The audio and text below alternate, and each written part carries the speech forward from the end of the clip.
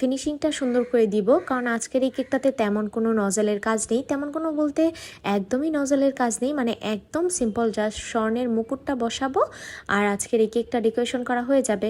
তো এই যে দেখেন এখানে আমার ফিনিশিংয়ের কাজ চলছে অলরেডি, আর আমি সবসময় বলি যে যতটুকু পারি ফিনিশিংটা বেটার করার চেষ্টা করব অবশ্যই, কারণ ফিনিশিং ভালো না হলে কিন্তু আমাদের কেকের লুকটাও ভালো আসবে না।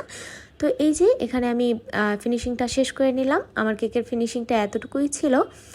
এরপর দেখেন আমি সুন্দর করে এখানে একটা ফন্ডেন্টের মধ্যে এরকম হ্যাপি বার্থডে তপুদুত্তি এটা লিখে নিয়েছিলাম। আর এটা যেহেতু আমার রেগুলার একজন ক্লায়েন্ট আপুর জন্য ছিল, তো আপু আমাকে এই পিকচারটাই দিয়ে বলেছিলেন যে এরকম করে দিতে।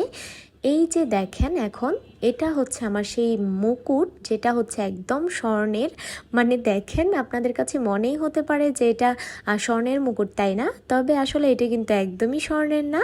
অবশ্যই এটা আপনারা হয়তো